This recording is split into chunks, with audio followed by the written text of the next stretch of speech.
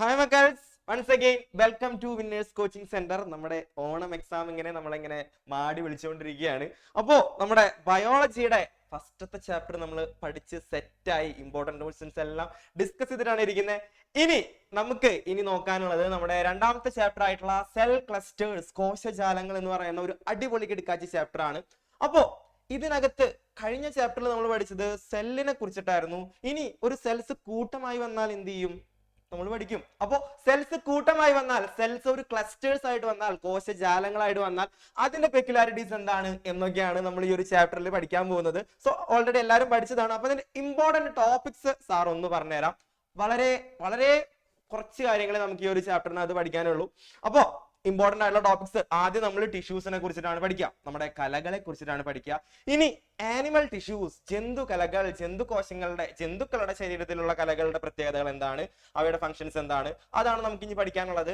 അടുത്തതാണ് meristematic cells, മെരിസ്റ്റമിക കോശങ്ങൾ അല്ലെങ്കിൽ മെരിസ്റ്റമിക കലകൾ എന്ന് വെച്ചിട്ടുണ്ടെങ്കിൽ പ്ലാന്റ്സിൽ മാത്രം കാണപ്പെടുന്ന ചില സെൽസ് ആണ്. ഇനി പ്ലാന്റ്സിൽ മാത്രം കാണപ്പെടുന്ന വേറെ കുറച്ച് പ്ലാന്റ് ടിഷ്യൂസ് ഉണ്ട്, അതുപോലെ തന്നെ വാസ്കുലാർ ടിഷ്യൂസ്, സംവഹന കലകളുണ്ട്. നെക്സ്റ്റ് സ്റ്റെം സെൽസ്, വിത്ത് കോശങ്ങൾ. ഇത്രയാണ് നമുക്ക് പഠിക്കാനുള്ള ടോപ്പിക്. ഈ ടോപ്പിക് മൊത്തം പഠിച്ചു കഴിഞ്ഞാൽ ഈ ചാപ്റ്റർ മക്കളെ സെറ്റാണ്. അപ്പോ ഞാൻ പറഞ്ഞു, കഴിഞ്ഞ ചാപ്റ്ററിൽ നമ്മൾ സെൽസിനെ കുറിച്ചിട്ടാണ് പറഞ്ഞത്. ഓക്കെ, നമ്മൾ സെൽസ്, കുറച്ചധികം സെൽസ് നമ്മുടെ ശരീരത്തിൽ ഉണ്ട് എന്ന് പറഞ്ഞു. ആദ്യത്തെയാണ് നാഡീകോശങ്ങൾ അല്ലെങ്കിൽ നെർവ് സെൽസ്. നെക്സ്റ്റ് അസ്ഥി കോശങ്ങൾ, ബോൺ സെൽ, പേശി കോശങ്ങൾ, മസിൽ സെൽ, അതുപോലെ തന്നെ ബ്ലഡ് സെൽസ്. അപ്പൊ ഇത്രയധികം സെൽസ് ഉണ്ട്. ഈ സെൽസിനൊക്കെ ഒരുമിച്ചിരുത്തി കഴിഞ്ഞാൽ, ഒരു പണി എടുത്തു കഴിഞ്ഞാൽ അതിനെയാണ് നമ്മൾ എന്തെന്ന് വിളിക്കുക, ക്ലസ്റ്റേഴ്സ്. ക്ലസ്റ്റേഴ്സ് ആയിട്ട് വന്നു കഴിഞ്ഞാൽ അതിനെയാണ് നമ്മൾ ടിഷ്യൂസ് അല്ലെങ്കിൽ കലകൾ എന്ന് വിളിക്കുക. ഓക്കെ, അപ്പോ സാറ് ഡിസ്കസ് ചെയ്യുന്ന ക്വസ്റ്റ്യൻസിന്റെ ആൻസേഴ്സ് ഒക്കെ എന്റെ മക്കൾ എന്ത് ചെയ്യുക, ഒന്ന് കമന്റ് ബോക്സിലൊക്കെ ഒന്ന് ആഡ് ചെയ്യുക. സോ അപ്പൊ നമുക്ക് നമ്മുടെ ഫസ്റ്റത്തെ ക്വസ്റ്റ്യൻ നോക്കിയാലോ. ഓക്കെ, നമ്മുടെ ഫസ്റ്റത്തെ ക്വസ്റ്റ്യൻ ദാ വന്നു. ഓക്കെ, നമ്മുടെ first question is observe the figure A and B and answer the following question. ചിത്രം എ ബി എന്നിവ നിരീക്ഷിച്ച് ചോദ്യങ്ങൾക്ക് ഉത്തരം എഴുതാനാണ് പറഞ്ഞിട്ടുള്ളത്. So first question, identify figure A and B. നമുക്ക് രണ്ട് ഫിഗേഴ്സ് ഇവിടെ തന്നിട്ടുണ്ട്, എ എന്ന് പറയുന്ന ഒരു ഫിഗറും ബി എന്ന് പറയുന്ന ഒരു ഫിഗറും. Next, what is the function of B? ബിയുടെ ഫംഗ്ഷൻ എന്താണെന്നാണ് ചോദിച്ചിട്ടുള്ളത്. നമുക്കറിയാം, ഇവിടെ ഒരു ബെഡ് പോലത്തെ ഒരു സെൽസ് അല്ലെങ്കിൽ ടിഷ്യൂസ് നമുക്ക് ഇവിടെ കാണാനായിട്ട് സാധിക്കും. അതുപോലെ തന്നെ നിങ്ങളുടെ യൂണിഫോമിന്റെ ഒക്കെ ഒരു പാറ്റേൺ പോലെയുള്ള വേറെ ഒരു ടിഷ്യൂവും കാണാനായിട്ട് സാധിക്കും. എന്റെ മക്കൾ വേഗം ഒന്ന് കമന്റ് ചെയ്യാൻ, നമുക്ക് ഇതിന്റെ ആൻസർ പെട്ടെന്ന് ഒന്ന് നോക്കി പോവാം. ആദ്യത്തെ എ എന്ന് പറയുന്നത് മസിൽ സെല്ലാണ്, പേശി കലയാണ്. ഓക്കെ, ബി എന്ന് പറയുന്നത് എപ്പിത്തീലിയൽ സെൽസ് ആണ്. ഓക്കെ, ഇതിന്റെ ബിയുടെ ഫംഗ്ഷൻ ആണ് നമ്മളുടെ അടുത്ത് ചോദിച്ചിട്ടുള്ളത്. ബിയുടെ ധർമ്മമാണ്. ഓക്കെ, അല്ലാന്നുണ്ടെങ്കിൽ എപ്പിത്തീലിയൽ ടിഷ്യൂസിന്റെ ആവരണ കലയുടെ ഫംഗ്ഷൻ ആണ് നമ്മളുടെ അടുത്ത് ചോദിച്ചിട്ടുള്ളത്. അതിന്റെ ഫംഗ്ഷൻ വളരെ എളുപ്പമാണ്. എന്താണ്? Protect by covering the body or covering the internal part of the digestive tract. ശരീരത്തെ പൊതിഞ്ഞു സൂക്ഷിക്കുന്നു, അതുപോലെ തന്നെ അന്നവദത്തിന്റെ ഉൾഭിത്തിയെ ആവരണം ചെയ്യുന്നു. സംരക്ഷണം, ആഗിരണം, സ്രവങ്ങളുടെ ഉൽപാദനം, ഇതിൽ ഏതെങ്കിലും ഒരു ഫംഗ്ഷൻ എഴുതിയാൽ മതി കേട്ടോ. അപ്പോൾ ഇത്രയൊക്കെയാണ് ഇതിന്റെ ഫംഗ്ഷൻ ആയിട്ട് വരുന്നത്. സോ നമുക്ക് ഈ ടിഷ്യൂസ് മാത്രമല്ല, നമുക്ക് ശരീരത്തിൽ ഒരുപാടധികം ടിഷ്യൂസിനെ കുറിച്ചിട്ട് നമ്മൾ പഠിച്ചതാണ്. അപ്പൊ അതിന്റെ ഫംഗ്ഷൻസും കൂടി എന്റെ മക്കൾ എന്തായിട്ടുണ്ട്, പഠിക്കേണ്ടതായിട്ടുണ്ട്. നമ്മൾ ഓൾറെഡി പറഞ്ഞതാണ്. നമ്മുടെ ആനിമൽ ടിഷ്യൂസിൽ ഫസ്റ്റ് വരുന്നതാണ് എപ്പിത്തീലിയൽ ടിഷ്യൂ. ഇപ്പൊ നമ്മളുടെ പ്രൊട്ടക്റ്റ് ഒക്കെ ചെയ്തിട്ടിരിക്കുന്ന, നമ്മളുടെ കവർ ചെയ്ത് പ്രൊട്ടക്ട് ചെയ്തിട്ടൊക്കെ ഇരിക്കുന്ന ഒരു ടൈപ്പ് ടിഷ്യൂസ് ആണ് എന്ത്, എപ്പിത്തീലിയൽ ടിഷ്യൂ അല്ലെങ്കിൽ ആവരണ കല എന്ന് പറയുന്നത്. Covers and protect the body, ശരീരത്തെ പൊതിഞ്ഞ് സംരക്ഷിക്കുന്നു. ഇത് എന്തും കൂടി ചെയ്യുന്നുണ്ട്, lines the inner wall of the digestive tract, അന്നപഥത്തിന്റെ ഉൾഭിത്തിയെ ആവരണം ചെയ്തിരിക്കുന്നത് കൊണ്ട് തന്നെ എന്ത് ചെയ്യുന്നുണ്ട്, ചില സാധനങ്ങളൊക്കെ ഇത് ഇങ്ങനെ സെക്രീറ്റ് ചെയ്തുകൊണ്ടിരിക്കുന്നുണ്ട്. കാരണം നമ്മൾ ഫുഡ്, നമ്മുടെ ഡൈജസ്റ്റീവ് ട്രാക്റ്റിലേക്ക് എന്താണ് പോകുന്നത്, ഫുഡാണ് പോകുന്നത്. ഈ ഫുഡിനെ ദഹിപ്പിക്കാൻ വേണ്ടിയിട്ട് കുറച്ചധികം ആൾക്കാരുടെ ആവശ്യമുണ്ടല്ലോ. അപ്പൊ അതിനൊക്കെ സെക്രീറ്റ് ചെയ്യുന്നത് ആരാണ്? ഇത്തരത്തിലുള്ള എപ്പിത്തീലിയൽ ടിഷ്യൂസ് ആണ്. അപ്പോ അതാണ് അതിന്റെ അടുത്ത function. Performs the function such as protection, absorption and production of secretion. സംരക്ഷണം, ആഗിരണം, സ്രവങ്ങളുടെ ഉൽപാദനം എന്നീ ധർമ്മങ്ങളാണ് ഈ ഒരു ടിഷ്യൂ നിർവഹിക്കുന്നത്. ഓക്കെ, സെറ്റ് അല്ലേ? സെറ്റ് ആണെന്നുണ്ടെങ്കിൽ നമുക്ക് വേറൊരു ടിഷ്യൂസിനെ കുറിച്ചിട്ട് പഠിക്കാം. ഇത് ഇങ്ങനെ നക്ഷത്രം പോലെ നിൽക്കുന്ന ടിഷ്യൂസ് ആണ് എന്ത്, നെർവസ് ടിഷ്യൂ അല്ലെങ്കിൽ നാഡീകലകൾ. ഇപ്പൊ നമുക്കറിയാം, നമ്മുടെ വീട്ടില് അല്ലെങ്കിൽ നമ്മളെ കൺട്രോൾ ചെയ്യാനായിട്ട് നമ്മുടെ വീട്ടിൽ നമ്മുടെ പാരന്റ്സ് ഉണ്ട്. സ്കൂളിൽ പോയി കഴിഞ്ഞാൽ നിങ്ങളെ കൺട്രോൾ ചെയ്യാൻ നിങ്ങളുടെ ടീച്ചേഴ്സ് ഉണ്ട്. അതുപോലെ തന്നെ ഇനിയിപ്പോ നമ്മൾ ആര് കൺട്രോൾ ചെയ്തില്ലാന്നെങ്കിലും നമ്മൾ എവിടെയൊക്കെ പോകുന്നുണ്ട്, എന്തൊക്കെ കാര്യങ്ങൾ ചെയ്യുന്നുണ്ട് എന്നൊക്കെ നോക്കാൻ നമ്മുടെ നാട്ടുകാരുണ്ട്. ഓക്കെ, ഈ കാര്യങ്ങളൊക്കെ നോക്കാൻ ഇത്ര അധികം ആൾക്കാരുണ്ട്. പക്ഷെ നമ്മുടെ ശരീരത്തിൽ ആരൊക്കെ എന്തൊക്കെ ചെയ്യുന്നു എന്നൊക്കെ അറിയാൻ വേണ്ടിയിട്ട്, അല്ലെങ്കിൽ ഇതൊക്കെ കൺട്രോൾ ചെയ്യുന്ന ഒരു ടിഷ്യൂ ആണ് നാഡീകല അല്ലെങ്കിൽ nervous tissue. Control and coordinate the body. ശാരീരിക പ്രവർത്തനങ്ങളെ നിയന്ത്രിക്കുകയും ഏകോപിപ്പിക്കുകയും ചെയ്യുന്നത് ആരാണ്? നമ്മുടെ നെർവസ് ടിഷ്യൂ ആണ്. ഇതിന്റെ ഫംഗ്ഷൻ എന്താണ്? enables to respond identifying the changes inside and outside the body. ശരീരത്തിനകത്തും പുറത്തും നടക്കുന്ന മാറ്റങ്ങൾ തിരിച്ചറിഞ്ഞ് പ്രതികരിക്കാൻ സഹായിക്കുന്നത് ആരാണ്? നമ്മുടെ സ്വന്തം നെർവസ് ടിഷ്യൂ ആണ്.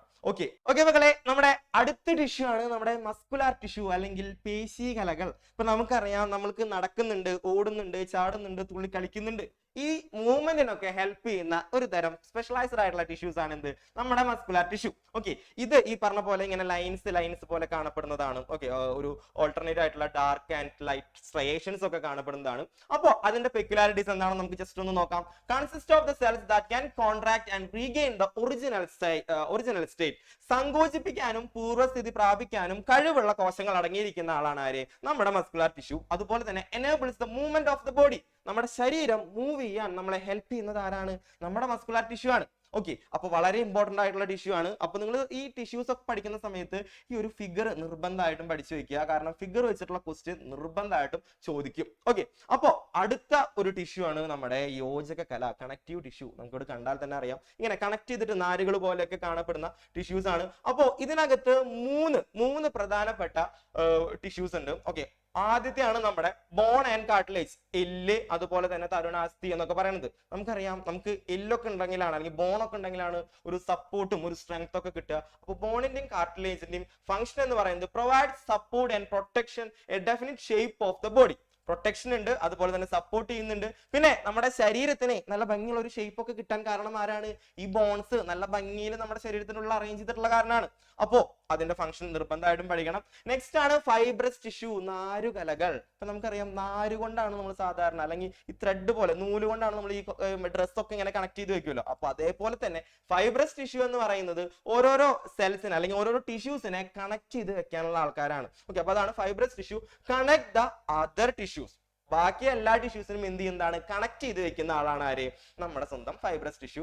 ഇനി ലാസ്റ്റത്തെ നമ്മുടെ ബ്ലഡ്, നമ്മുടെ ശരീരത്തിന്റെ ഉള്ളിൽ മൊത്തം ഓടി കളിച്ചുകൊണ്ടിരിക്കുന്ന ഒരാളാണ് ആര്? ബ്ലഡ് എന്ന് പറയുന്നത്. ഈ ബ്ലഡും ഒരു ടിഷ്യൂ തന്നെയാണ്. ഓക്കെ, ബ്ലഡ് എന്ന് പറയുന്നതും ഒരു ടിഷ്യൂ തന്നെയാണ്, ഒരു ഫ്ലൂയിഡ് കണക്റ്റീവ് ടിഷ്യൂ ആണ്. എന്താണ്? നമ്മുടെ ശരീരത്തിന്റെ ഒരു ഭാഗത്തേക്ക് ഏതെങ്കിലും ഒരു സബ്സ്റ്റൻസ് എത്തുകയാണെങ്കിൽ അതിന്റെ ശരീരത്തിന്റെ എല്ലാ ഭാഗങ്ങളിലേക്കും കൊണ്ടെത്തിക്കലാണ് നമ്മുടെ ബ്ലഡിന്റെ പണി.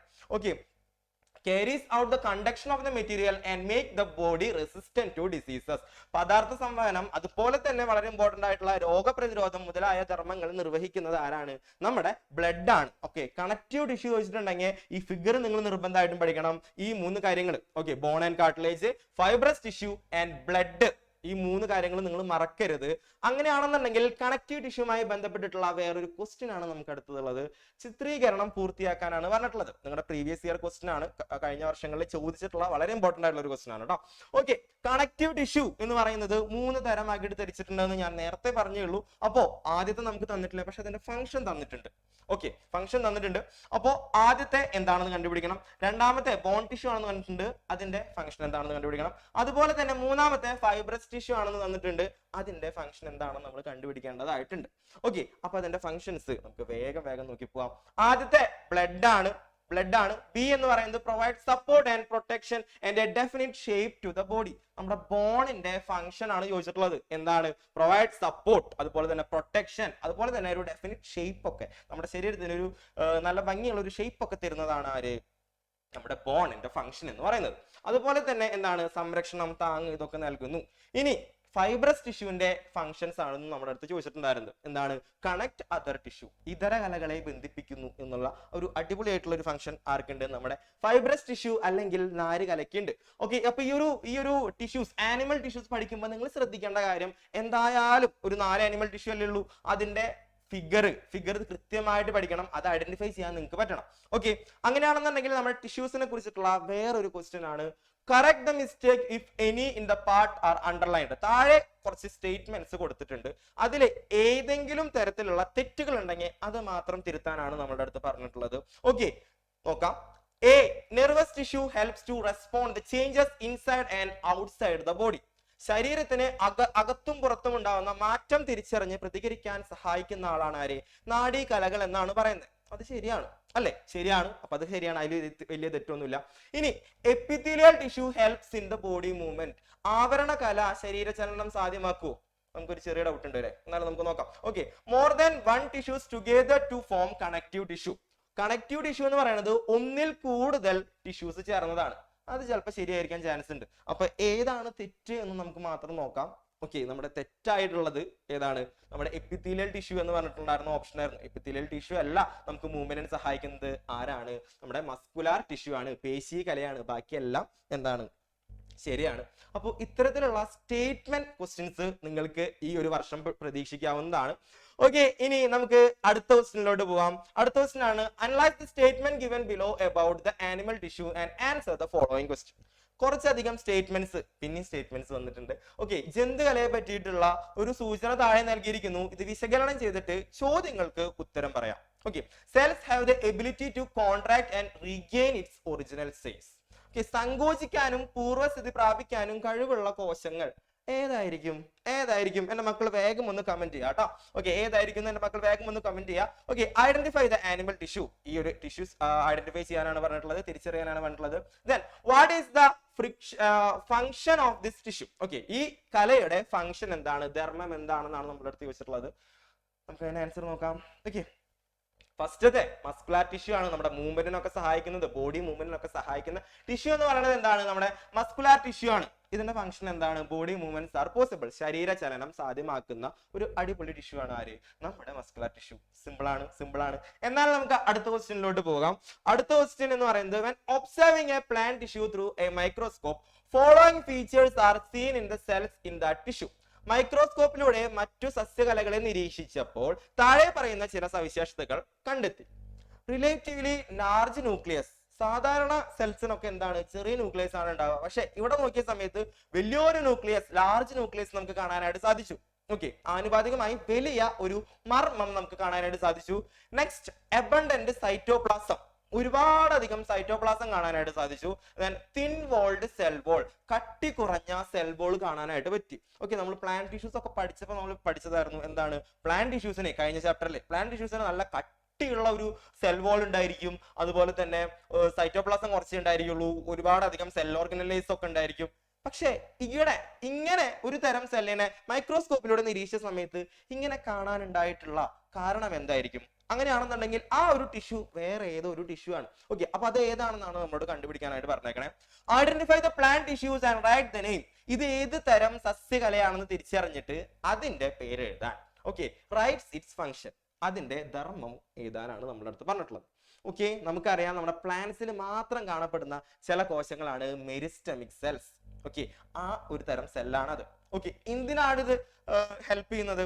Repeatedly divide to help the plants growth.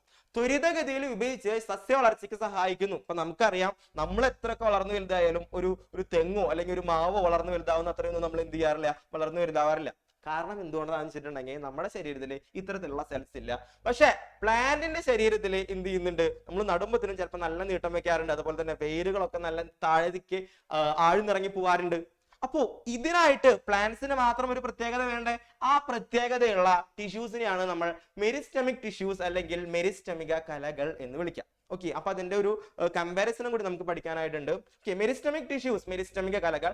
മെരിസ്റ്റമിക് cells are the specific cells that seen at the tip of the stem and root in the plants. നമ്മുടെ സ്റ്റെമ്മില്, കാണ്ഡത്തില്, അതുപോലെ തന്നെ റൂട്ട്, വേരില്, ഇവയിലൊക്കെ സ്പെസിഫിക് ആയിട്ട് കാണപ്പെടുന്ന ഒരു പ്ലാന്റ് ടിഷ്യൂ ആണ് ആര്? നമ്മുടെ മെരിസ്റ്റമിക് സെൽസ് അല്ലെങ്കിൽ മെരിസ്റ്റമിക കലകൾ. ദേ undergo rapid division and this result in the growth of the plants. സസ്യങ്ങളിൽ കാണ്ഡത്തിന്റെയും വേരിന്റെയും അഗ്രസ്ഥാനങ്ങളിൽ കാണപ്പെടുന്ന പ്രത്യേക തരം കോശങ്ങളാണ് ആര്? ഈ മെരിസ്റ്റമിക കോശങ്ങൾ. ഓക്കെ, ഇതാണ് പ്ലാന്റിന്റെ റൂട്ട് എന്ന് വിചാരിക്കുക. അപ്പൊ ഈ ടിപ്പിലായിട്ടായിരിക്കും കാണപ്പെടുക. എന്തിനാണ്? റൂട്ട് വളർന്നു വരാൻ വേണ്ടിയിട്ടാണ്. അതുപോലെ തന്നെ ഈ തണ്ടിന്റെ ഈ ബഡ് ഒക്കെ ഉള്ള സമയത്ത് എന്ത് വളരാൻ വേണ്ടിയിട്ടാണ്. ഡെവലപ്പ് ചെയ്യുന്ന ഭാഗങ്ങളെയാണ് നമ്മൾ ബഡ് എന്ന് വിളിക്കുക, അല്ലെങ്കിൽ മുകുളം എന്ന് വിളിക്കുക. ആ ഭാഗത്തൊക്കെയാണ് നമുക്ക് എന്തിനെ കാണാൻ സാധിക്കുക? ഈ മെരിസ്റ്റമിക് ടിഷ്യൂസിനെ കാണാനായിട്ട് സാധിക്കുക. അപ്പൊ നമ്മളോട് ചോദിച്ചിട്ടുണ്ടായിരുന്ന ഒരു ക്വസ്റ്റ്യൻ എന്ന് പറയുന്നത് എന്താണ്? സാധാരണ ഒരു സെല്ലിന്റെ പോലെ അല്ല നമ്മുടെ മെരിസ്റ്റമിക് സെല്ല് ആയിരുന്നത്. അപ്പൊ അതിന്റെ ഒരു കമ്പാരിസൺ നമുക്ക് പഠിക്കാനായിട്ടുണ്ട്. ഓക്കെ, അപ്പൊ ഈ ഭാഗത്ത് കാണപ്പെടുന്നത് എന്താണ്? മെരിസ്റ്റമിക് സെൽസ് ആണ്. നിങ്ങൾക്ക് കാണാനായിട്ട് സാധിക്കും വളരെ വലിയൊരു ന്യൂക്ലിയസ് ആണ്. ഓക്കെ, നമ്മുടെ സാധാരണ പ്ലാന്റിലോ വളരെ ചെറിയൊരു ന്യൂക്ലിയസ് ആണ് നമുക്ക് കാണാനായിട്ട് സാധിക്കുക. പിന്നെ ന്യൂക്ലിയസ് ഒഴികെയുള്ള ഭാഗങ്ങളിലാണ് സൈറ്റോപ്ലാസം എന്ന് വിളിക്കുക എന്ന് നമ്മൾ കഴിഞ്ഞ ചാപ്റ്ററിൽ പഠിച്ചിട്ടുണ്ടായിരുന്നു. ഇതിലെ ഒരുപാടധികം സൈറ്റോപ്ലാസം ഉണ്ട് ഇല്ലേ? വളരെ കുറച്ച് ഒരു ന്യൂക്ലിയസും പിന്നെ വേറെ ആരൊക്കെയുള്ളൂ. ബാക്കിയുള്ളടത്തൊക്കെ എന്താണ്? സൈറ്റോപ്ലാസം ആണ്. പക്ഷെ ഇവിടെ സൈറ്റോപ്ലാസം കുറവേ ഉള്ളൂ. കാരണം എന്താ? വേറെ ഒരുപാടധികം സെൽ ഓർഗനൈസ് ഇവിടെ ഉണ്ട്. അപ്പോ ഇനി നമുക്കറിയാം ഇവിടെ കട്ടി കൂടിയിട്ടുള്ള ഒരു സെൽ വോള്, കോശഭിത്തി നമ്മുടെ നോർമൽ പ്ലാന്റ് സെല്ലിൽ നമുക്ക് കാണാനായിട്ട് സാധിക്കും. പക്ഷെ ഇവിടെ അത്ര കട്ടിയൊന്നുമില്ല, എന്നാലൊരു സെൽ വോൾ ഉണ്ട്. ഓക്കെ, അപ്പൊ അതൊക്കെയാണ് ഇവ തമ്മിലുള്ള വ്യത്യാസങ്ങൾ. ഈ വ്യത്യാസം നിങ്ങൾ നിർബന്ധമായിട്ടും പഠിച്ചിരിക്കണം. നമ്മുടെ എക്സാമിന് ചോദിക്കാൻ ചാൻസ് ഉള്ള ഒരു ക്വസ്റ്റ്യൻ ആണ്. അങ്ങനെയാണെന്നുണ്ടെങ്കിൽ നമുക്ക് മെരിസ്റ്റമിക് ടിഷ്യൂസിനെ കുറിച്ചിട്ടുള്ള വേറൊരു ക്വസ്റ്റ്യൻ നമുക്ക് നോക്കാം. From the given statement select the correct one that is related to the meristemic cells. കുറച്ചധികം സ്റ്റേറ്റ്മെന്റ്സ് ആണ് നമുക്ക് തന്നിട്ടുള്ളത്. അപ്പൊ അതിൽ കറക്റ്റ് ആയിട്ടുള്ളത് കണ്ടുപിടിക്കാനാണ് നമ്മളുടെ അടുത്ത് പറഞ്ഞിട്ടുള്ളത്. Meristemic cells dividing fastly and help growth. അപ്പൊ പെട്ടെന്ന് നമ്മുടെ പ്ലാന്റ് വളരാൻ, സസ്യ വളർച്ചയ്ക്ക് സഹായിക്കും എന്നാണ് പറഞ്ഞിട്ടുള്ളത്. Next, thick wall is present in meristemic cells. മെരിസ്റ്റമിക കോശങ്ങൾക്ക് കോശഭിത്തിക്ക് കനം കൂടുതലായിരിക്കും എന്ന് പറയുന്നു. Okay, and vacuole absent in the meristemic cells. മെരിസ്റ്റമിക കോശങ്ങൾ എന്തില്ല? ഫാനമില്ല. അതുപോലെ തന്നെ nucleus in the meristemic cells are relatively large ആയിരിക്കും. ഓക്കെ, സോറി, സ്മോൾ എന്നാണ് ഇവിടെ നമ്മുടെ ക്വസ്റ്റ്യനിൽ കൊടുത്തിട്ടുള്ളത്. ഓക്കെ, റിലേറ്റീവ്ലി സ്മോൾ എന്നാണ് കൊടുത്തിട്ടുള്ളത്. അപ്പൊ ഈ സ്റ്റേറ്റ്മെന്റ്സിൽ ഏതൊക്കെയാണ് കറക്റ്റ് എന്നാണ് നമ്മുടെ അടുത്ത് കണ്ടുപിടിക്കാനായിട്ട് പറഞ്ഞിട്ടുള്ളത്. അപ്പൊ നമുക്കറിയാം മെരിസ്റ്റമിക് സെൽസിൽ എന്താണ്? പെട്ടെന്ന് വളരാൻ വേണ്ടിയിട്ടാണ്. നമ്മുടെ പ്ലാന്റ്സിലൊക്കെയാണ് കാണുക. പ്ലാന്റ്സ് ഒക്കെ പെട്ടെന്ന് വളരാൻ വേണ്ടിയിട്ടാണ് ഈ ഒരു മെരിസ്റ്റമിക് സെൽസ് ഉള്ളത്. അപ്പൊ എ എന്നുള്ളത് കറക്റ്റ് ആണ്. തിക് സെൽ വോൾ പ്രസന്റ് എന്ന് പറയുന്നു. കോശഭിത്തി നല്ല കട്ടിയായിരിക്കുമോ? ഇല്ല, വളരെ ചെറിയ ഒരു കട്ടി കുറഞ്ഞ ഒരു സെൽ വോൾ ആണ് നമ്മുടെ മെരിസ്റ്റമിക് സെൽസിൽ കണ്ടത്. അപ്പൊ അത് തെറ്റാണ്. അതുപോലെ തന്നെ vacuole is absent in meristemic cells. നമ്മുടെ മെരിസ്റ്റമിക് സെൽസിൽ നമ്മൾ എന്ത് കണ്ടില്ല? വാക്യൂൾ ഒന്നും കണ്ടില്ല. അപ്പൊ അതും കറക്റ്റ് ആണ്. പിന്നെ nucleus in the meristemic cells are relatively small എന്നാണ് പറഞ്ഞത്. അല്ല, അത് തെറ്റാണ്. നമ്മുടെ ഏതാണ്? വലിയൊരു ന്യൂക്ലിയസ് ആണ് നമ്മുടെ മെരിസ്റ്റമിക കോശങ്ങളിൽ, മെരിസ്റ്റമിക് സെൽസിൽ നമ്മൾ കണ്ടത്. അപ്പൊ നമ്മുടെ അതിന്റെ ആൻസർ നമുക്ക് ജസ്റ്റ് നോക്കാം. എയും സിയും നമ്മൾ നേരത്തെ പറഞ്ഞ പോലെ തന്നെ എയും സിയും ആണ് നമ്മുടെ ശരിയായിട്ടുള്ള രണ്ട് ഓപ്ഷൻസ് എന്ന് പറയുന്നത്. ക്ലിയർ അല്ലേ? ക്ലിയർ ആണെങ്കിൽ നമുക്ക് അടുത്ത ക്വസ്റ്റ്യനിലോട്ട് പോവാം. അടുത്ത ക്വസ്റ്റ്യൻ ഒരു അടിപൊളി ക്വസ്റ്റ്യൻ ആണ്. Observe the illustration and answer the following question. താഴെ തന്നിരിക്കുന്ന ചിത്രീകരണം നിരീക്ഷിച്ച് ചോദ്യങ്ങൾക്ക് ഉത്തരം എഴുതാനാണ് നമ്മളുടെ അടുത്ത് പറഞ്ഞിട്ടുള്ളത്. ആദ്യത്തെ ഒരു ബോക്സിൽ എന്താണ്? സൈഗോട്ട് എന്ന് കൊടുത്തിട്ടുണ്ട്. രണ്ടാമത്തെ ബോക്സിൽ എംബ്രിയോ എന്ന് കൊടുത്തിട്ടുണ്ട്. മൂന്നാമത്തെ ബോക്സിൽ ഡിഫറെന്റ് ടൈപ്സ് ഓഫ് സെൽ എന്ന് കൊടുത്തിട്ടുണ്ട്. സിക്താണ്ഡം, ഭ്രൂണം, അതുപോലെ തന്നെ വിവിധ തരം കോശങ്ങൾ എന്ന് കൊടുത്തിട്ടുണ്ട്. അപ്പോ സൈഗോട്ടിൽ നിന്ന് എംബ്രിയോ ആയി മാറിയിട്ടുള്ളത് ഒരു പ്രോസസ് ആയിരിക്കും. അതുപോലെ തന്നെ എംബ്രിയോയിൽ നിന്ന് ഡിഫറെന്റ് ടൈപ്സ് ഓഫ് സെൽ ആയിട്ടുള്ളത് വേറൊരു പ്രോസസ് ആയിരിക്കും. ആ രണ്ട് പ്രോസസ്സ് ആദ്യം നമുക്ക് കണ്ടുപിടിക്കേണ്ടതായിട്ടുണ്ട്. ഇനി make a note about the process B. Embryo different types of സെല്ലായി മാറിയത് ഏത് പ്രോസസ് ആണോ അതിന്റെ ഒരു നോട്ട് എഴുതാനാണ് നമ്മുടെ അടുത്ത് പറഞ്ഞിട്ടുള്ളത്. അപ്പൊ നമുക്ക് ജസ്റ്റ് ഒന്ന് നമുക്ക് ഇതിന്റെ ആൻസർ നോക്കി പോവാം. ആദ്യത്തെ സൈഗോട്ട് എന്ന് പറയുന്നത് എംബ്രിയോ ആയി മാറിയിട്ടുള്ളത് അല്ലെങ്കിൽ ഫീറ്റൽ സെല്ലായി മാറിയിട്ടുള്ളത് എന്താണ്? കോശ വിഭജനമാണ്. ഓക്കെ, കോശ വിഭജനമാണ്. ഇപ്പൊ സൈഗോട്ട് എന്ന് പറയുന്നത് നമുക്കറിയാം, നമ്മൾ ജനിക്കുന്നതിന് മുന്നേ ഉണ്ടായിട്ടുള്ള ഒരു സെല്ലാണ് എന്ത്? നമ്മുടെ സൈഗോട്ട് എന്ന് പറയുന്നത്. ഓക്കെ, ഇപ്പൊ നമുക്കറിയാം നമ്മുടെ അച്ഛനും അമ്മയിൽ നിന്നാണ് നമ്മൾ ഉണ്ടായിട്ടുള്ളത്. അപ്പൊ അച്ഛന്റെ കയ്യിൽ നിന്ന് ഒരു സെല്ല് കിട്ടിയിട്ടുണ്ടായിരിക്കും, അമ്മയുടെ കയ്യിൽ നിന്ന് ഒരു സെല്ല് കിട്ടിയിട്ടുണ്ടായിരിക്കും. ഇത് രണ്ടും കൂടി ഫ്യൂസ് ചെയ്തിട്ട് ഒരു ഒറ്റ സെല്ലായി മാറുന്നതിനെയാണ് നമ്മൾ സൈഗോട്ട് എന്ന് വിളിക്കുക, അല്ലെങ്കിൽ സിക്താണ്ഡം എന്ന് വിളിക്കുക. ഓക്കെ, ഈ സിക്താണ്ഡം ഡിവൈഡ് ചെയ്തിട്ട് ആണ് എന്തായി മാറിയിട്ടുണ്ടാവുക? ഭ്രൂണമായിട്ട് മാറിയിട്ടുണ്ടാവുക, അല്ലാന്നുണ്ടെങ്കിൽ ഫീറ്റൽ സെല്ലായിട്ട് മാറിയിട്ടുണ്ടാവുക, അല്ലെങ്കിൽ എംബ്രിയോ ആയിട്ട് മാറിയിട്ടുണ്ടായിരിക്കാം. അപ്പോൾ ഡിവിഷൻ ആണ് അവിടെ നടന്നിട്ടുള്ളത്. അപ്പൊ അതെന്താണ്? എ എന്ന് പറയുന്നത് എന്താണ്? സെൽ ഡിവിഷൻ ആണ്. ഓക്കെ, ക്ലിയർ അല്ലേ? ഇനി ഈ സെല്ല് വേറെ കുറെ തരം സെൽസ്, വേറെ ടൈപ്സ് ഓഫ് സെൽസ് ആയിട്ട് മാറുന്നത് വേറൊരു പ്രോസസ്സാണ്. അതിനെ നമ്മൾ എന്ത് പേരിട്ടാ വിളിക്കുക? അതിനെ നമ്മൾ വിളിക്കുന്ന പേരാണ് സെൽ ഡിഫറൻസിയേഷൻ അല്ലെങ്കിൽ കോശ വൈവിധ്യവൽക്കരണം. ഓക്കെ, ഒരുപാടധികം സെല്ല് ഇപ്പോ നമ്മൾ നേരത്തെ കാണിച്ച ഈ ഒരു എംബ്രിയോ എന്ന് പറയുന്നത് ഡിവൈഡ് ചെയ്തിട്ട് അല്ലെങ്കിൽ ഡിഫറൻഷിയേറ്റ് ചെയ്തിട്ട് ഒരുപാടധികം സെൽസ് ആയിട്ട് മാറും. എന്തൊക്കെയായിട്ട് മാറും? നമ്മൾ നേരത്തെ പഠിച്ച ടിഷ്യൂസ് ഒക്കെ ആയിട്ട് മാറും. നെർവസ് ടിഷ്യൂ ആയിട്ട് മാറും, അതുപോലെ തന്നെ മസ്കുലാർ ടിഷ്യൂ ആയിട്ട് മാറും, ഫൈബ്രസ് ടിഷ്യൂ ആയിട്ട് മാറും. അപ്പോ ഇങ്ങനെ ഈ ഒരു സെല്ലിൽ നിന്ന് തന്നെയാണ് എന്തായി മാറുന്നത്? ഇത്രയധികം സെൽസ് ഒക്കെ, ഇത്രയധികം ടിഷ്യൂസ് ഒക്കെ ഉണ്ടായിട്ടുള്ളത്. അപ്പോ ആ ഒരു പ്രോസസ്സിനെ നമ്മൾ വിളിച്ചതാണ് കോശ വൈവിധ്യവൽക്കരണം. അപ്പൊ അതിന്റെ ഒരു നോട്ടും കൂടി നമ്മളുടെ അടുത്ത് എഴുതാനായിട്ട് പറഞ്ഞിട്ടുണ്ടായിരുന്നു. Some cells change into new cells by attaining the diversity in their structure and function, gradually it's called cell differentiation. ചില കോശങ്ങൾ ക്രമാനുഗതമായി ഘടനയിലും ധർമ്മത്തിലും വൈവിധ്യം കൈവരിച്ച് പുതിയ കോശങ്ങളാകുന്ന പ്രക്രിയയാണ് നമ്മൾ സെൽ ഡിഫറൻസിയേഷൻ അല്ലെങ്കിൽ കോശ വൈവിധ്യവൽക്കരണം എന്ന് പറയാം. ഓക്കെ, നമ്മുടെ ടെക്സ്റ്റിനകത്ത് നമ്മളുടെ ഒരു അടിപൊളി ഫിഗർ ഉണ്ടായിരുന്നു, നമുക്ക് അടിപൊളിയായിട്ട് മനസ്സിലാൻ വേണ്ടിയിട്ട് ഞാൻ പറഞ്ഞു. ഒരൊറ്റ സെല്ല് ഉള്ള കോശത്തിനെയാണ് നമ്മൾ എന്ന് വിളിക്കുക സൈഗോട്ട് അല്ലെങ്കിൽ സിക്താണ്ഡം എന്ന് വിളിക്കാം. ആ സൈഗോട്ട് ഫീറ്റൽ സെൽ എന്ന് പറഞ്ഞാലും എംബ്രിയോ എന്ന് പറഞ്ഞാലും സെയിം തന്നെയാണ് കേട്ടോ. ഫീറ്റൽ സെൽ ആയി മാറുന്നത് അല്ലെങ്കിൽ എംബ്രിയോ ആയി മാറുന്ന പ്രോസസ്സാണ് എന്ത്, സെൽ ഡിവിഷൻ അല്ലെങ്കിൽ കോശ വിഭജനം. ഈ സെൽസ് വേറെ ടൈപ്സ് ഓഫ് സെൽസ് ആയിട്ട് മാറുന്നതാണ് അല്ലെങ്കിൽ വേറെ ടൈപ്സ് ഓഫ് ടിഷ്യൂസ് ആയിട്ട് മാറുന്നതാണ് എന്ത്, സെൽ ഡിഫറൻസിയേഷൻ അല്ലെങ്കിൽ കോശ വൈവിധ്യവൽക്കരണം. വിവിധ തരം കോശങ്ങൾ, അതാണ് വൈവിധ്യവൽക്കരണം, ഡിഫറൻസിയേഷൻ എന്തുകൊണ്ട് ഉദ്ദേശിക്കുന്നത്. എന്തൊക്കെ സെൽസ് ആയിട്ട് മാറാം, നെർവസ് സെൽസ് ആയിട്ട് മാറാം, ബോൺ സെൽസ് ആയിട്ട് മാറാം, ബ്ലഡ് സെൽസ് ആയിട്ട് മാറാം, അതുപോലെ തന്നെ മസിൽ സെൽസ് ആയിട്ട് മാറാം. ഓക്കെ, ക്ലിയർ അല്ലേ? ക്ലിയർ ആണെന്നുണ്ടെങ്കിൽ നമുക്ക് ഇനി കുറെ നേരമായി മനുഷ്യന്മാരുടെ കാര്യം പറയണു, ഇനി കുറച്ച് പ്ലാന്റ്സിന്റെ കാര്യം നമുക്ക് പറയണ്ടേ. ഓക്കെ, പ്ലാന്റ് സെല്ലിനെ കുറിച്ചുള്ള ഒരു ക്വസ്റ്റ്യൻ ആണ് നമ്മുടെ അടുത്തത്. Observe the given figure and answer the following question. ചിത്രം നിരീക്ഷിച്ച് ചുവടെ നൽകിയിരിക്കുന്ന ചോദ്യങ്ങൾക്ക് ഉത്തരം നൽകാനാണ് പറഞ്ഞിട്ടുള്ളത്. അപ്പോൾ നിങ്ങൾക്ക് ഈ ഒരു ഇപ്പൊ ഇത്രയും ക്വസ്റ്റ്യൻസ് ഡിസ്കസ് ചെയ്തപ്പോൾ നിങ്ങൾക്ക് മനസ്സിലായിട്ടുണ്ടായിരിക്കും ഓരോരോ ഫിഗർ നമ്മുടെ ടെക്സ്റ്റിലുള്ള എല്ലാ ഫിഗറിനും എന്ത് ചെയ്തിട്ടുണ്ട്, ക്വസ്റ്റ്യൻ ചോദിച്ചിട്ടുണ്ട്. അപ്പൊ ഈ ഒരു ചാപ്റ്ററിന്റെ പ്രത്യേകത എന്ന് വെച്ചിട്ടുണ്ടെങ്കിൽ വളരെ സിമ്പിൾ ആയിട്ടുള്ള ചാപ്റ്റർ ആണ്, പക്ഷേ കുറച്ചധികം ഫിഗേഴ്സ് നമ്മുടെ ടെക്സ്റ്റിനകത്ത് കൊടുത്തിട്ടുണ്ട്. അപ്പൊ ഈ ഫിഗേഴ്സ് നിങ്ങൾ കൃത്യമായിട്ട് ഒബ്സർവ് ചെയ്യണം, കൃത്യമായിട്ട് പഠിക്കണം, എന്നാൽ മാത്രമേ ഫിഗർ വെച്ചിട്ടുള്ള ക്വസ്റ്റ്യൻസിനൊക്കെ നമുക്ക് നല്ല അടിപൊളിയായിട്ട് ആൻസർ ചെയ്യാനായിട്ട് പറ്റുള്ളൂ. ഓക്കെ, അപ്പൊ നമ്മുടെ first question, identify the tissue shown in the figure. ചിത്രത്തിൽ സൂചിപ്പിച്ചിരിക്കുന്ന കലയെ തിരിച്ചറിയുക എന്നാണ് പറഞ്ഞത്. Then what are the features of this tissue? ഈ കലയുടെ പ്രത്യേകതകൾ, പെക്യുലാരിറ്റീസ് എന്തൊക്കെയാണെന്നാണ് നമ്മുടെ അടുത്ത് ചോദിച്ചിട്ടുള്ളത്. നമുക്കറിയാം ഒരുപാട് തരം, ഒരു മൂന്നോളം പ്ലാന്റ് ടിഷ്യൂസ് നമ്മൾ പഠിച്ചിട്ടുണ്ടായിരുന്നു. ഈ കാണുന്ന ടിഷ്യൂ, നമ്മൾ നേരത്തെ കണ്ട ടിഷ്യൂ എന്ന് പറയുന്നത് ഏതാണ്, സ്ക്ലീറൻകൈമയാണ്. ഓക്കെ, ഇതിന്റെ പെക്യുലാരിറ്റി എന്താണ്, ഈക്വലി തിക്കൻഡ് സെൽ വോൾ. കോശഭിത്തിയുടെ എല്ലാ ഭാഗത്തും എന്തായിരിക്കും, ഒരേപോലെ ആയിരിക്കും കട്ടി ഉണ്ടായിരിക്കുക എന്നാണ് ഈ ഒരു ടിഷ്യൂവിന്റെ പ്രത്യേകത. ഓക്കെ, അപ്പോൾ നമുക്ക് ഈ ഒരു ടിഷ്യൂ മാത്രമല്ല പഠിക്കാനുള്ള, ഒരു 3 പ്ലാന്റ് ടിഷ്യൂസ് വേറെയും നമുക്ക് പഠിക്കാനുണ്ട്. അപ്പൊ ആദ്യമായിട്ട് നമുക്ക് പഠിക്കാനുള്ള ടിഷ്യൂവിന്റെ പേരാണ് പേരൻകൈമ എന്ന് പറയുന്ന ഒരു ടിഷ്യൂ പഠിക്കാനുണ്ട്. ഇത് ഇവിടെ വളരെ സിമ്പിൾ ആയിട്ടുള്ള സ്ട്രക്ചർ ആണ്. ഓക്കെ, ഇങ്ങനെ ഇതിനകത്ത് ഒരുപാട് അധികം റൗണ്ട്സ് നിങ്ങൾക്ക് കാണാനായിട്ട് വരും. വളരെ സിമ്പിൾ ആണ്. ഈ സെൽ വോളിന് അധികം കട്ടിയൊന്നും നമുക്ക് കാണാനായിട്ട് സാധിക്കില്ല. അപ്പോൾ വളരെ സോഫ്റ്റ് ആയിട്ടുള്ള ആളാണ് നമ്മുടെ പേരൻകൈമ എന്ന് പറയുന്നത്. Composer of the cells with the simplest structure. ഏറ്റവും ലഘുഘടനയുള്ള കോശങ്ങൾ ചേർന്നതാണ് ആര്, നമ്മുടെ പേരൻകൈമ എന്ന് പറയുന്നത്. Next, scene in the soft part of the plant. ഞാൻ നേരത്തെ പറഞ്ഞു വളരെ സിമ്പിൾ ആയിട്ടുള്ള ഒരാളാണെന്നുണ്ടെങ്കിൽ അവരെന്തായിരിക്കും, വളരെ സോഫ്റ്റ് ആയിരിക്കും. അപ്പോൾ പ്ലാന്റിന്റെ സോഫ്റ്റ് ആയിട്ടുള്ള ഭാഗങ്ങളിൽ കാണപ്പെടുന്നതാണ് ആര്, നമ്മുടെ പേരൻകൈമ എന്ന് പറയുന്നത്. നമുക്കറിയാം നമ്മുടെ പ്ലാന്റിന്റെ സോഫ്റ്റ് ആയിട്ടുള്ള ഭാഗം ഏതാണ്, നമ്മുടെ ലീഫാണ്. ഓക്കെ, അപ്പൊ ലീഫിന്റെ ഫംഗ്ഷൻ എന്താണ്, ലീഫിന്റെ ഫംഗ്ഷൻ ഫോട്ടോസിന്തസിസ് ആണ്. അപ്പൊ പേരൻകൈമയുടെ ഫംഗ്ഷൻ എന്ത് തന്നെയാണ്, ഫോട്ടോസിന്തസിസ് ആണ് എന്നുള്ള കാര്യം ഓർത്ത് വെക്കുക കേട്ടോ. നമുക്കറിയാം പ്ലാന്റ്സ് ഫുഡ് ഉണ്ടാക്കുന്ന പ്രക്രിയയാണ് നമ്മൾ ഫോട്ടോസിന്തസിസ് അല്ലെങ്കിൽ പ്രകാശ സംശ്ലേഷണം എന്ന് വിളിക്കുക. So it helps in photosynthesis and storage of the food. പ്രകാശ സംശ്ലേഷണത്തിനും ആഹാര സംഭരണത്തിനും സഹായിക്കുന്നത് ആരാണ്, പേരൻകൈമയാണ്. ഓർത്ത് വെച്ചോളാം, ഈ ഒരു ഫിഗർ മൈൻഡിൽ ഉണ്ടായിക്കോളാം. ഓക്കെ, വളരെ സിമ്പിൾ ആയിട്ടുള്ള ഈ സെൽ വോളിന് അധികം കട്ടിയൊന്നും ഇല്ലാത്തൊരു ഫിഗർ ആണ് എന്ത്, പേരൻകൈമ എന്ന് പറയുന്നത്. ക്ലിയർ അല്ലേ? ക്ലിയർ ആണെന്നുണ്ടെങ്കിൽ തന്നെ ഇതേപോലെ തന്നെ ഇരിക്കുന്ന വേറെ ഈ പേരൻകൈമയുടെ ഒരു ചേട്ടനുണ്ട്.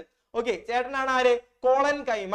ഈ കോളൻകൈമയും പേരൻകൈമയും കണ്ടിട്ടുണ്ടെങ്കിൽ ചെറിയ വ്യത്യാസങ്ങൾ നമുക്ക് കാണാനായിട്ട് പറ്റുള്ളൂ. പേരൻകൈമ വളരെ സിമ്പിൾ ആയിരുന്നു, പക്ഷെ ചേട്ടനായപ്പോ കോളൻകൈമയപ്പോ ഈ കോർണേഴ്സിലൊക്കെ ഒരു ഇച്ചിരി കട്ടി കൂടിയതായിട്ട് നമുക്ക് കാണാനായിട്ട് സാധിക്കും. ഓക്കെ, അപ്പൊ ഈ ഒരു ഫിഗർ കണ്ടാൽ നിങ്ങൾക്ക് മനസ്സിലാക്കണം ആരാണത്, കോളൻകൈമയാണ്.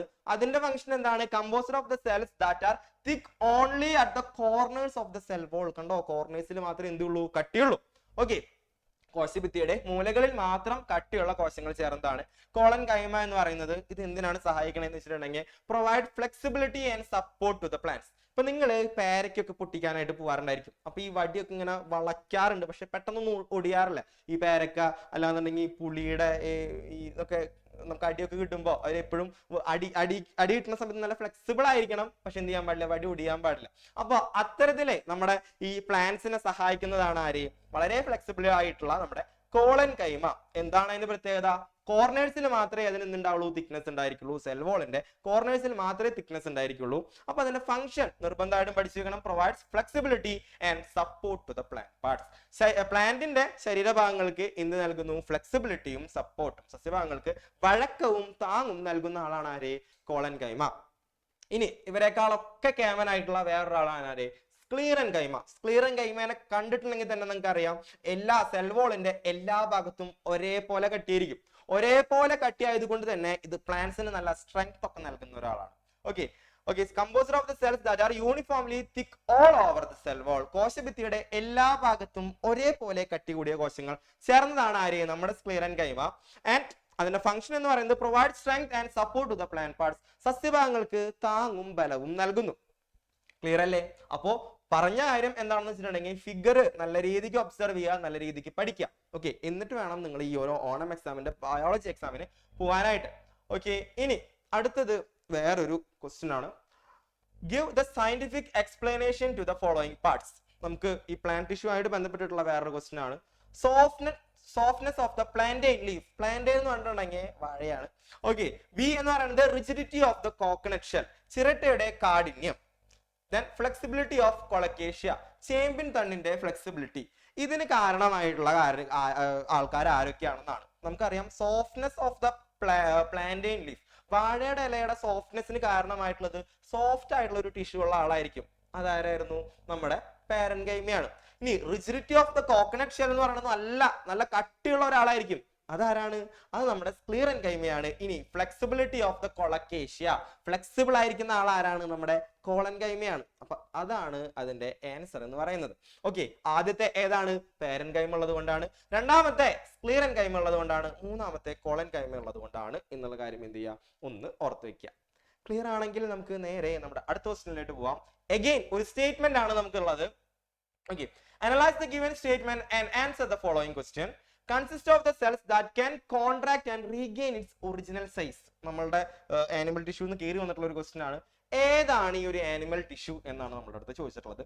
Right is function. ഓക്കെ, എന്റെ മക്കൾക്ക് വളരെ സിമ്പിൾ ആയിട്ട് ആൻസർ ചെയ്യാൻ പറ്റും. ഏതാണ്? നമ്മൾ നല്ല പഠിച്ച് അടിപൊളിയായിട്ട് നിൽക്കുന്നതാണ്. നമ്മുടെ സ്വന്തം മസ്കുലാർ ടിഷ്യൂ ആണ്. Make body movements possible. പേശീകല ശരീരചലനങ്ങൾ സാധ്യമാക്കുന്നു.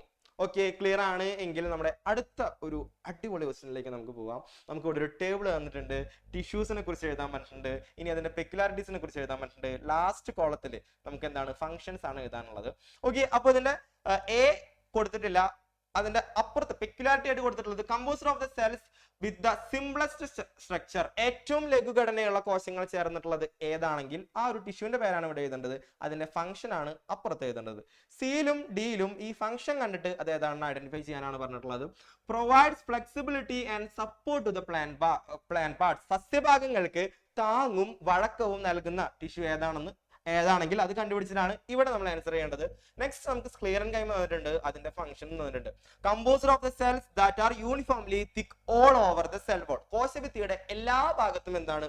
ഒരേപോലെ കട്ടിയുള്ള കോശങ്ങളാണ്. ഈ കാര്യങ്ങൾ തന്നെയാണ് നമ്മൾ ഇത്ര നേരം പറഞ്ഞത്. അപ്പൊ അതിന്റെ മക്കൾക്ക് വളരെ എളുപ്പത്തിൽ നമുക്ക് എന്ത് ചെയ്യാൻ പറ്റും? ആൻസർ ചെയ്യാനായിട്ട് പറ്റും. ആദ്യത്തെ പാരൻകൈമയാണ്. ബി എന്ന് പറയുന്നത് പാരൻകൈമയുടെ ഫംഗ്ഷൻ ആയിരുന്നു ചോദിച്ചിട്ടുണ്ടായിരുന്നത്. Helps in photosynthesis and storage of the food. പ്രകാശ സംശ്ലേഷണത്തിനും ആഹാര സംഭരണത്തിനും സഹായിക്കുന്നത് ആരാണ്? നമ്മുടെ പാരൻകൈമയാണ്. നെക്സ്റ്റ് ഉള്ള ടിഷ്യൂ എന്ന് പറയുന്നത് കോളൻ കൈമയാണ്. ഇനി ഡി എന്ന് പറയുന്നത് എന്താണ്? Composer of the cells that are thick only at the corners of the cell wall. കോളൻ കൈമയുടെ പ്രത്യേകതയായിരുന്നു ചോദിച്ചിട്ടുണ്ടായിരുന്നത്. എന്താണ്? ഈ തിക്ക് ആയിരിക്കുന്നത് സെൽ വാളിന്റെ തിക്നെസ് എവിടെ മാത്രമേ ഉണ്ടായിരിക്കുള്ളൂ? കോർണേഴ്സിൽ മാത്രമേ ഉണ്ടായിരിക്കുള്ളൂ, എല്ലായിടത്തും ഉണ്ടായിരിക്കില്ല. ഇനി ഇ എന്ന് പറയുന്നത് നമ്മുടെ സ്ക്ലീറൻ കൈമയുടെ ഫംഗ്ഷൻ എന്താണെന്നായിരുന്നു. Okay, provide strength and support to the plant parts. സസ്യഭാഗങ്ങൾക്ക് താങ്ങും ബലവും നൽകലാണ് നമ്മുടെ ഈ ഒരു പ്ലാന്റ് സെൽസിന്റെ പണി എന്നുള്ള കാര്യം ഓർത്തു വെക്കുക. ഇനി നമ്മൾ ഇതിന്റെ ലാസ്റ്റ് ഭാഗങ്ങളിലേക്ക് കടക്കുകയാണ്. ഇനി ഇത്ര നേരം നമ്മൾ സാധാരണ പ്ലാന്റ് സെൽസിനെ കുറിച്ചിട്ടാണ് പറഞ്ഞത്. ഇനി നമുക്ക് വേറെ ഒരു ടൈപ്പ് പ്ലാന്റ് സെൽസ് നമുക്ക് പഠിക്കാനായിട്ടുണ്ട്. അപ്പോൾ അത് എന്താണെന്ന് നമുക്ക് നോക്കാം. ഒരു ക്വസ്റ്റ്യനിലൂടെ നമുക്ക് ആ ഒരു ഭാഗം പരിചയപ്പെടാം.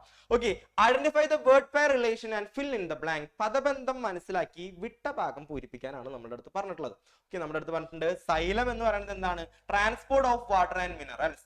ജലവും ലവണവും സംവഹനം ചെയ്യുന്നു. And next point is phloem. Phloem എന്ന് പറയുന്നതിന്റെ ഫംഗ്ഷൻ എന്താണെന്നാണ് നമ്മുടെ അടുത്ത് ചോദിച്ചിട്ടുള്ളത്. നമുക്കറിയാം, നമുക്ക് വെള്ളം മാത്രം കിട്ടിയാൽ പോരാ, എന്ത് ചെയ്യണം, ഫുഡും കൂടി കിട്ടണം. Okay, transportation of the food materials ആണ് ആര് ചെയ്യുന്നത്, സൈലവും ഫ്ലോയവും ചെയ്യുന്നത് എന്നുള്ള കാര്യം എന്ത് ചെയ്യുക, ഒന്ന് ഓർത്ത് വെക്കുക. അപ്പോ ഇതിന്റെ ഞാൻ നേരത്തെ പറഞ്ഞ പോലെ തന്നെ ഇതിനും ഒരു ഫിഗർ ഉണ്ട്. അപ്പൊ ആ ഫിഗർ വെച്ചിട്ടുള്ള ഒരു ക്വസ്റ്റ്യൻ നമുക്ക് നോക്കാം. Observe the diagram of the vascular tissue and answer the question. അപ്പൊ നമുക്ക് പഠിക്കാനുള്ള അടുത്ത പോയിന്റ് ആണ് വാസ്കുലാർ ടിഷ്യൂ അല്ലെങ്കിൽ സംവഹന കലകൾ എന്ന് പറയുന്നത്. സംവഹന കലകൾ എന്ന് വെച്ചിട്ടുണ്ടെങ്കിൽ നമുക്കറിയാം, എന്തിനെങ്കിലും ഒക്കെ ഇങ്ങനെ വഹിച്ചു കൊണ്ടുപോകുന്ന ആൾക്കാരിനെയാണ് നമ്മൾ എന്തെന്ന് വിളിക്കുക, വാസ്കുലാർ ടിഷ്യൂസ് എന്ന് വിളിക്കുക. അപ്പൊ നമുക്കറിയാം, പ്ലാന്റ്സിനെ ഫുഡ് ഉണ്ടാക്കാനുള്ള ആൾക്കാരനെ വഹിച്ചുകൊണ്ട് പോകുന്നത് ഒരു സെല്ലാണ്, ഒരു ടൈപ്സ് ഓഫ് സെല്ലാണ്. ഇനി ഉണ്ടാക്കിയ ഫുഡ് ബാക്കി എല്ലാ സ്ഥലത്തേക്ക് എത്തിക്കുന്നത് വേറെ ടൈപ്സ് ഓഫ് ടിഷ്യൂസ് ആണ്. അപ്പൊ അത് രണ്ടുമാണ് എന്ത്, സൈലവും ഫ്ലോയും. അപ്പൊ അതിന്റെ ഒരു ക്വസ്റ്റ്യൻ ആൻസറിലൂടെ നമുക്ക് അതിനെ പരിചയപ്പെടാം. ഓക്കെ, ഫസ്റ്റത്തെ എന്താണ്, സൈലം എന്ന് കൊടുത്തിട്ടുണ്ട്, രണ്ടാമത്തെ എന്താണെന്ന് കൊടുത്തിട്ടില്ല. അപ്പൊ നമുക്കറിയാം സൈലത്തിനെ ഇങ്ങനെ കണ്ടുപിടിക്കാം. അപ്പൊ നമുക്കറിയാം സൈലം എന്ന് പറയുന്നത് എന്താണ് ചെയ്യണമെന്ന് വെച്ചിട്ടുണ്ടെങ്കിൽ, ഈ പ്ലാന്റ്സിന്റെ വേരിൽ നിന്ന് ഈ വാട്ടറും ന്യൂട്രിയൻസും ഒക്കെ വലിച്ചെടുത്തിട്ട് ലീഫിൽ കൊണ്ടേ കൊടുക്കുന്ന ആളാണ് ആര്, സൈലം. അതുകൊണ്ടാണ് മേളിലേക്കുള്ള ഏരോ. അപ്പോ ഈ ഒരു ടിഷ്യൂ ഏതാണെന്നായിരുന്നു നമ്മുടെ ക്വസ്റ്റ്യൻ. ഇതെന്താണ്, ഉണ്ടാക്കിയ ഫുഡ് താഴേക്ക് പ്ലാന്റ്സിൽ ഇലയുള്ള ഏറ്റവും മുകളിലൊക്കെ ഉണ്ടായിരിക്കുക. അപ്പൊ പ്ലാന്റ്സിന്റെ ഭാഗങ്ങളിലേക്ക് കൊണ്ടുകൊടുക്കുന്ന ആളാണ് ആര്, ഫ്ലോയം എന്ന് പറയുന്നത്. ഓക്കെ, അപ്പൊ അതാണ് ഫ്ലോയം. ഇനി ഐഡന്റിഫൈ ബി നമ്മൾ ഐഡന്റിഫൈ ചെയ്തു. And why they are known as vascular tissues. എന്തുകൊണ്ടാണ് ഇവയെ വാസ്കുലാർ ടിഷ്യൂസ് എന്ന് വിളിക്കുന്നത്? കാരണം ഇവരെ എന്തെങ്കിലുമൊക്കെ എന്ത് ചെയ്യും, വഹിച്ചുകൊണ്ട് നടക്കും. ഓക്കെ, എന്തിനേലൊക്കെ ക്യാരി ചെയ്തുകൊണ്ട് നടക്കും. അതുകൊണ്ടാണ് ഇതിനെ വാസ്കുലാർ ടിഷ്യൂ അല്ലെങ്കിൽ സംവഹന കലകൾ എന്ന് വിളിക്കുന്നത്. Okay, write two peculiarities of each of the tissue. ഇതിന്റെ ഓരോ പെക്യുലാരിറ്റീസ് പറയാനാണ് പറഞ്ഞിട്ടുള്ളത്. അപ്പൊ അതിന്റെ മലയാളം കൂടി നമുക്ക് ജസ്റ്റ് ഒന്ന് നോക്കാം. ഓക്കെ, ആദ്യത്തെ സൈലം എന്നാണ് കൊടുത്തിട്ടുണ്ട്. രണ്ടാമത് നമ്മൾ ഓൾറെഡി ഐഡന്റിഫൈ ചെയ്താണ്, എന്താണ്, ഫ്ലോയമാണ്. തിരിച്ചറിയാൻ പറഞ്ഞിട്ടുണ്ട്, ബി തിരിച്ചറിഞ്ഞു. ഇനി അവയെ സംവഹന കലകൾ എന്ന് വിളിക്കാനുള്ള കാരണം എന്താണ്, ഓരോന്നിനും സവിശേഷത, അതായത് ഓരോന്നിനും അതിന്റെ രണ്ട് സവിശേഷതകൾ എഴുതാനാണ് പറഞ്ഞിട്ടുള്ളത്. ഓക്കെ, നമുക്ക് എല്ലാ സവിശേഷതകളും നമുക്ക് എഴുതാം. ഓക്കെ, ആദ്യത്തെ ഫ്ലോയം ആണെന്ന് പറഞ്ഞിട്ടുണ്ടായിരുന്നു. ഫ്ലോയം എന്താണ് ചെയ്യുന്നത്, transport the materials to tissues. സൈലത്തിന്റെ ആണ് ഈ ടിഷ്യൂസിലൂടെ എന്ത് ചെയ്യുന്നു, മെറ്റീരിയൽസ് ട്രാൻസ്പോർട്ട് ചെയ്യുന്നു. ഓക്കെ, നമുക്കറിയാം വേരിൽ നിന്ന് വലിച്ചെടുക്കുന്ന മെറ്റീരിയൽസും വാട്ടറും ഒക്കെ എന്ത് ചെയ്യുന്നു, നമ്മുടെ പ്ലാന്റ്സിന് കൊണ്ടുകൊടുക്കലാണ് നമ്മുടെ സൈലത്തിന്റെ പണി. ഇനി അതിന്റെ പെക്യുലാരിറ്റീസ് എന്താണെന്ന് വെച്ചിട്ടുണ്ടെങ്കിൽ, tubes formed from the elongated cells. Elongated ആയിട്ടുള്ള സെൽസ് ആണ് നമ്മുടെ സൈലത്തിന് കാണപ്പെടുക. അതുപോലെ തന്നെ ഇലോങ്ങേറ്റഡ് എന്ന് വെച്ചിട്ടുണ്ടെങ്കിൽ നീളമുള്ള കോശങ്ങൾ. Then transport water and minerals absorbed by the roots to the leaves.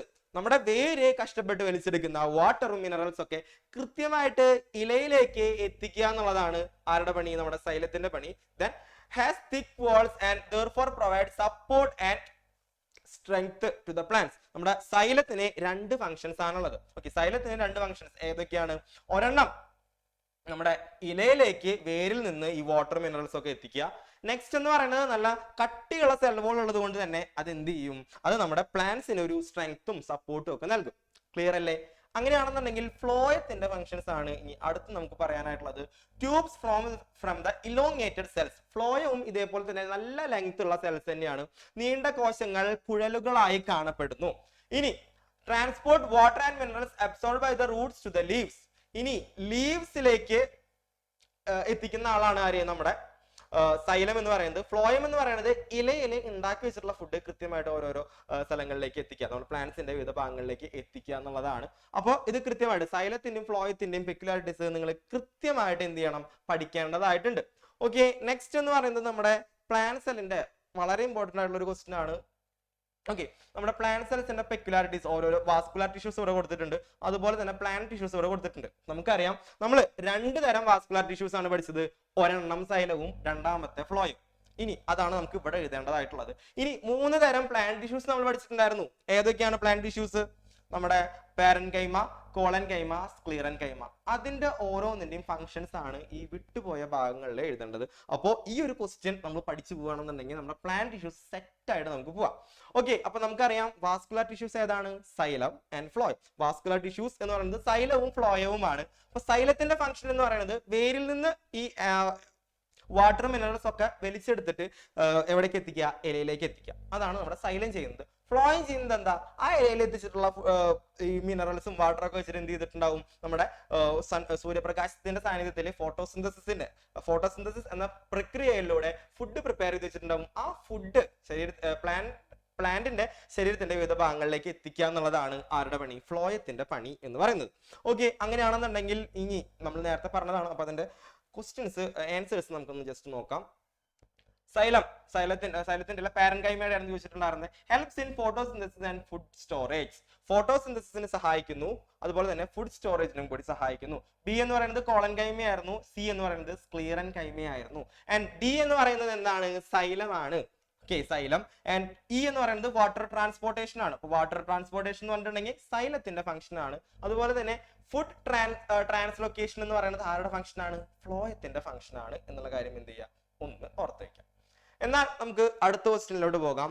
Okay, നമ്മളെല്ലാവരും ഡയറി എഴുതാറുള്ളതാണ്. പക്ഷേ നമ്മൾ സാധാരണ എന്തൊക്കെ എഴുതാറ്? നമ്മൾ ഇന്ന് സ്കൂളിൽ പോയി കുറെ കാര്യങ്ങളൊക്കെ ഉണ്ടായി, അങ്ങനെയൊക്കെയാണ് നമ്മൾ എഴുതാറ്. പക്ഷേ ഇവിടെ ഒരു സ്റ്റുഡന്റ് എഴുതിയിട്ടുള്ളത് എന്താണെന്ന് വെച്ചിട്ടുണ്ടെങ്കിൽ എന്തോ പഠിച്ച ഒരു കാര്യങ്ങളെ കുറിച്ചിട്ടാണ് എഴുതിയിട്ടുള്ളത്. അപ്പൊ നമുക്ക് ജസ്റ്റ് നോക്കാം.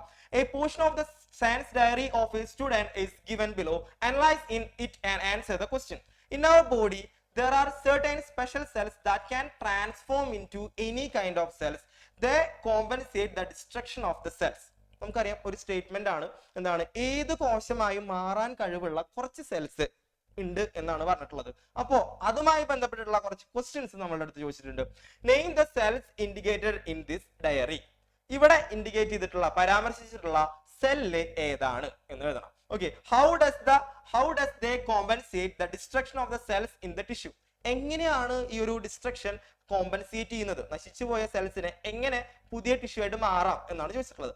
What is the importance of this tissue in the modern medicine? നമ്മുടെ ആധുനിക വൈദ്യശാസ്ത്ര രംഗത്ത് എന്തെങ്കിലും തരത്തിലുള്ള ഒരു സംഭാവനകൾ ഇതിന് കൊടുക്കാനായിട്ട് ഉണ്ടോ എന്നാണ് ചോദിച്ചിട്ടുള്ളത്. നമുക്കറിയാം, ഒരു സെല്ല് വേറെ ഏത് രൂപത്തിലേക്ക് മാറാൻ കഴിവുള്ള സെല്ലിനെ നമ്മൾ വിളിക്കുന്ന പേരാണ് എന്ത്?